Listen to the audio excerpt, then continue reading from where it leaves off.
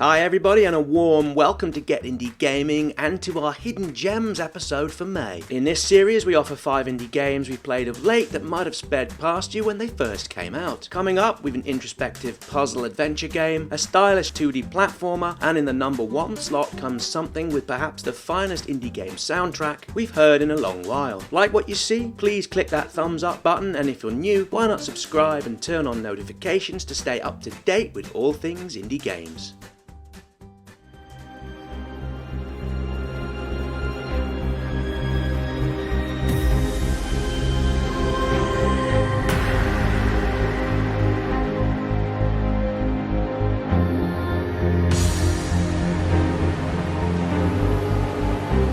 Let's begin this month's Hidden Gems with Tower of Time, the debut game from Event Horizon, which launched onto the PC from a period within early access towards the middle of April just gone. In this RPG, which reminds us of Baldur's Gate from back in '98, which for many is a game considered to be the yardstick for such story-driven titles. To be upfront, as far as RPGs go, Tower of Time doesn't look to rewrite the rulebook for such titles, and while it doesn't particularly innovate, that's not to say it doesn't offer players a first-rate experience, and let's be clear, it certainly does. Gameplay-wise, Tower of Time is a point-and-clicker where you navigate your party of characters unearthing its lore and all the usual things associated with such RPGs. We found the combat aspect here to be soundly rewarding. Upon engaging in battle, rather than jumping straight into the fight, you're given the details of the enemy, which enables you to tailor which of your characters are best suited in taking on each given foe, with all this being in real time. It's similar in some ways to traditional tower defense games and works well within this offering here. Aside from the cutscenes, all information you're given is via on-screen text, be this character dialogue, object descriptions, and the lore. We never felt the game was too text heavy, with it all being well written and reminding us of classic RPG storybooks of our youth. Once in a while, some of the dungeon crawling can feel hit and miss, although not enough to break the immersion.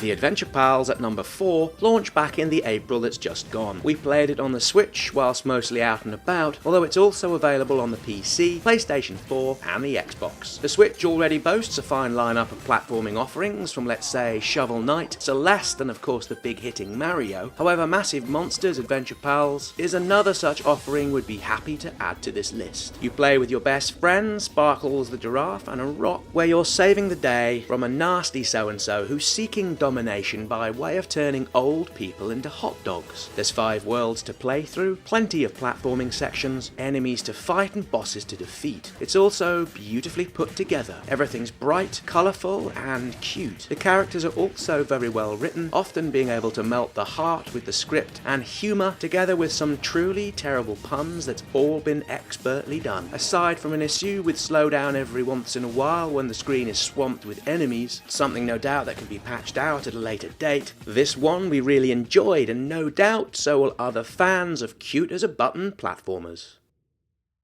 The first of this month's runners-up from the folks at Team Gotham, Solo takes players on an introspective journey to discover the meaning of love, with it tackling some heavy-toned thoughts and discussion points on such narrative things as loneliness, relationships, trauma, personal identity, and while sounding rather lavish, it's all been done with thoughtfulness and a measured tone that succeeds in giving an experience unlike anything that's come before it. Visually striking with the bright blues, yellows, green and orange, the cartoon-like characters are wrapped together within a tight-fitting soundtrack that fits rather nicely with the imagery. It's best to think of Solo as being a mix of free-form puzzle adventure with a choice-driven narrative journey where your decisions are worked into the unfolding story of your character. The puzzles are classic push-pull logic affairs with a dose of physics-based gameplay from time to time. It's games like Solo that keep us coming back into the indie sphere with such imaginative game creations and storytelling. Solo by its own right is a wonderfully rewarding and valued experience, with each player likely to take something different away once you're through with the game. Solo launched this past April 26th onto the PC, and we'd hope to see it port onto the consoles at a later date.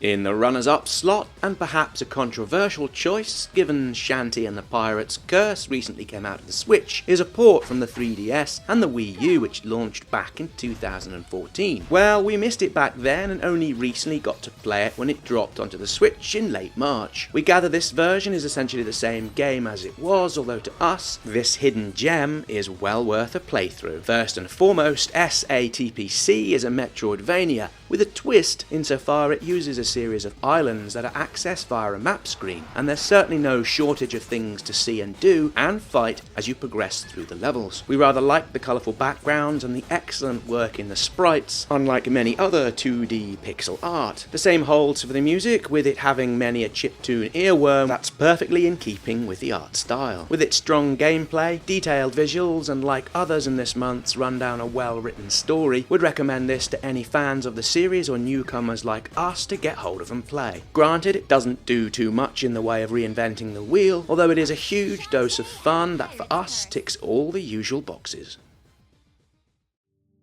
This May's number 1 comes from the Square Enix Collective, their aim being to help small and talented studios to bring their works to market with the help and experience of one of the largest developer and publishers in the market. As we've said before, with indie in this sense becoming a cultural reference that's moved on from its classical meaning, we're more than happy to support these type of offerings here on the channel. Gameplay in Octahedron consists around the ability to create platforms under your character's foot that are used to move around the levels hoverboard style. Each board lasts for only 3 seconds before vanishing, which means you have to either jump to solid ground or create another platform, the number of which you're able to produce in each level is limited to between 2 and up to 50. Naturally enough, there's plenty enemies, traps and stumbling blocks along the way designed to impede your progress. What's integral to the joy of this one comes from the interaction of the pounding EDM soundtrack, with its heavy bass lines and synth pads together with the level structure that moves in sequence with the BPM of the music.